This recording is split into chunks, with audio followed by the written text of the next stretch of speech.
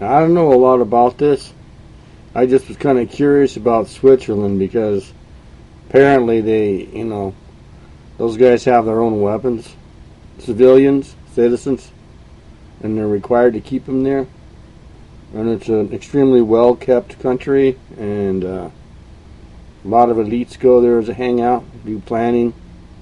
They've got a good system. I'm trying to figure out what their gross national product is made up of, and where's their source of income other than banks. Why am I interested? It's just spontaneously have to go there. That's the way these things work. And so I came across this one site, which the subscribers and the friends is what really interested me. So I want to show it to you.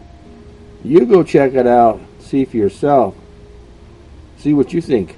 I invited him as a friend, just so I could keep track of it and learn more about it. And whatever you know about Switzerland or what's going on with Agenda 21 or Shadow Party, things like that, it's a pretty good front. I mean, they're good causes, but aren't they all on the surface? So you check it out and let me know. Have you ever heard of Agenda 21?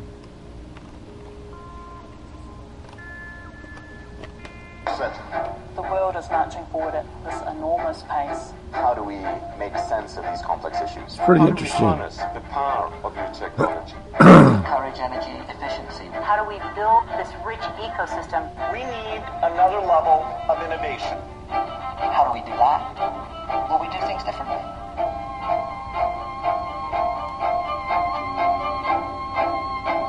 Have you ever heard of Agenda 21?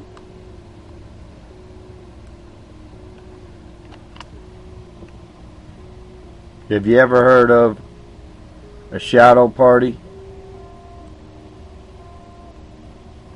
Look at the subscriptions to this channel. RT Soros channel, Prince so and so,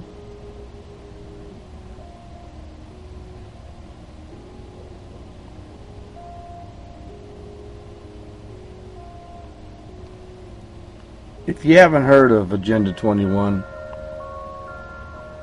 search around on it.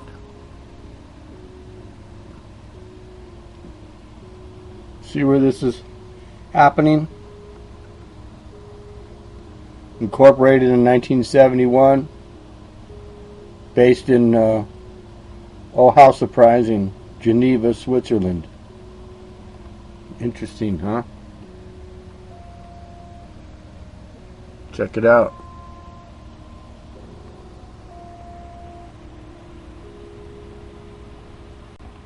These transition towns that are sweeping the world and becoming an instant success really have me baffled.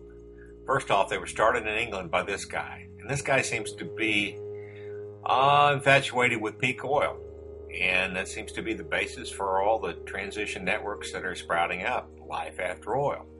Well, they're tied into the Carbon Institute, which are tied into a bunch of other like-minded environmental agencies that are all tied into all the other foundations that all seem to have the same agenda.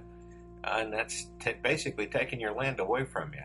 Might ought to take a look at these guys. I think they're part of Agenda 21. Listen carefully. This is the sound of the seismic shift in Japan's energy debate. Away from nuclear energy, say 20,000 people on a day of protests in Tokyo, to renewable, sustainable sources. Coming on the heels of the likely full meltdown of 3 reactors at the Fukushima nuclear plant. We need electricity, but we can't put lives at risk, says Kentaro Morisawa. He adds, we have to be responsible for our children.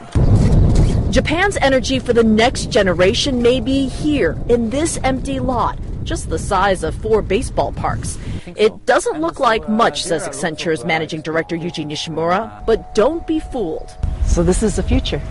Yes, this is the future. On this land, No coal, no nuclear energy.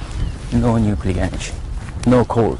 An environmentally smart town, self-sustainable, producing zero emissions. This is Fujisawa, just outside of Tokyo. Panasonic Corporation owns the land and with 8 other Japanese companies sees this private venture as the environmentally friendly subdivision of the future.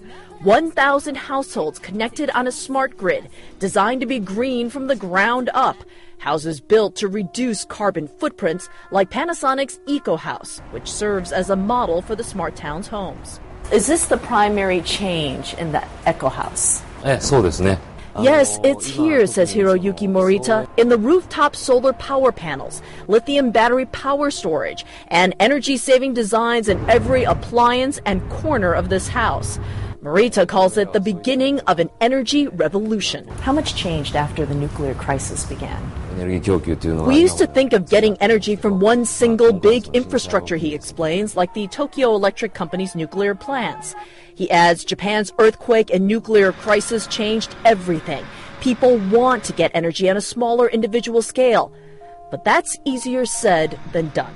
Japan gets an estimated 30% of its energy from nuclear power. Even anti-nuclear activists admit that shifting to renewables means less consistent, reliable energy sources, and that's a tough sell in an energy-hungry metropolis like Tokyo. But in the ongoing nuclear crisis, consumers now want to buy into an eco-town like Fujisawa, say the corporations behind the project. Government can't answer that desire immediately, but private groups can. It's not only in Japan, but the world. We expect this sort of development will spread. A small idea with a big promise and challenge, and hopes to solve an even larger worldwide energy crisis. Hyung-la, CNN, Fujisawa, Japan.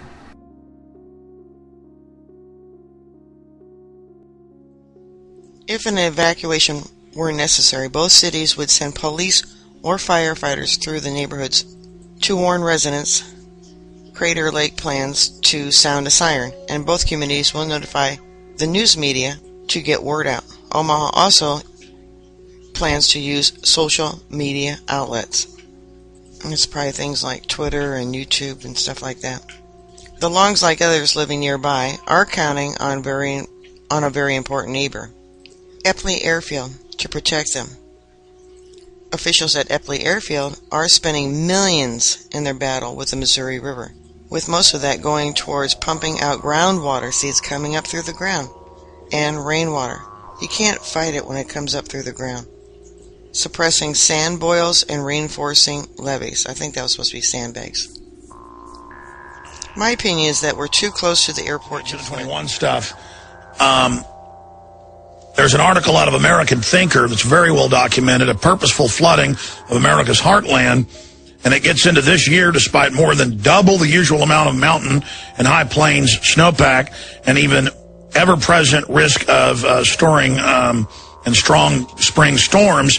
The true believers in the Army Corps of Engineers have persisted in following the revised MWCW, recklessly endangering millions of residents.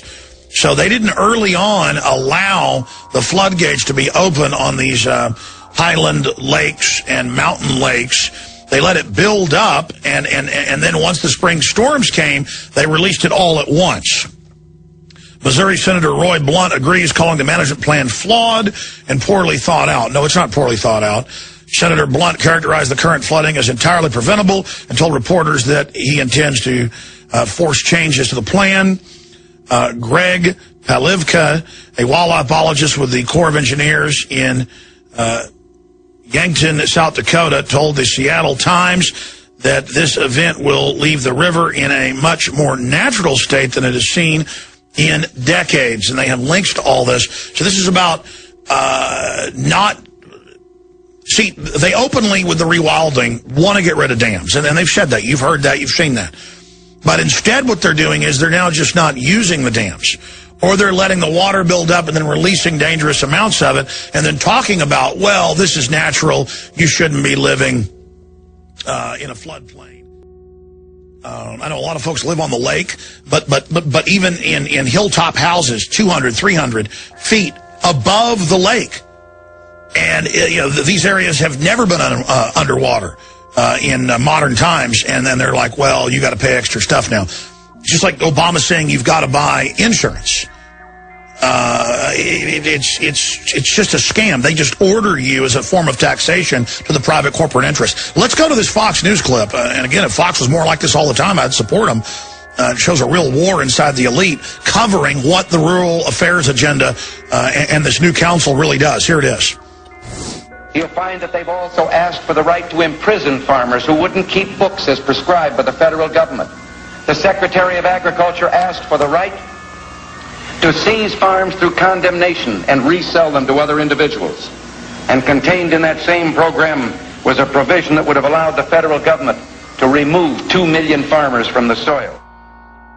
He goes on and calls it a new world order. Ladies and gentlemen, that was Ronald Reagan, by the way, at the first. They had this plan in '64. And it's like something out of Stalinist Russia. You can't make this stuff up. It's Agenda 21. Visit Infowars.com and PrisonPlanet.com. When you're on the site, you can also tune in 24 hours a day to my daily radio broadcast. There's also a free iPhone app to listen to the syndicated radio show when and where you want. 14th, 2011. FEMA flood buyouts topped $2 billion since 1993. Starting in the front yard of her former childhood home, Claudia Boyce looks across the street to the site of the wood frame Methodist Church, where people had gathered along the banks of the Missouri River since 1878. There's no trace of it now. Gone, too, is her family yellow two-story home. The Baptist Church to her right, the row of neighbor homes to her left, even most of the trees. See, and this is all part of Agenda 21 to put back the land to it was prior to Lewis and Clark, or even beyond. In their place is mere grass and dirt. The community of Cedar City has vanished. The victim of Great Flood of 1993 and the government buyout program that scattered its 400 closely knit residents to higher ground in other towns. Hey, if you want to know more, go to angrydude.net.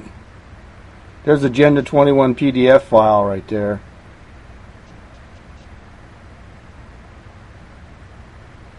That PDF file tells you everything about it. From 1993 to 2001, here's executive orders and all the links. Here's Johannesburg Summit in 2002, national implementation of Agenda 21. And it was just last month in June, Obama signs Agenda 21 related executive orders. I mean, they're all individual links, but I'm just saying.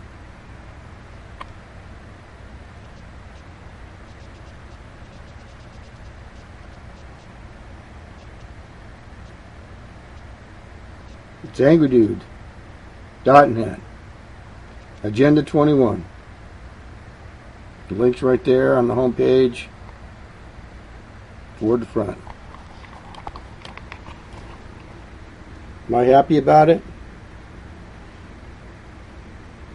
Happy I found it.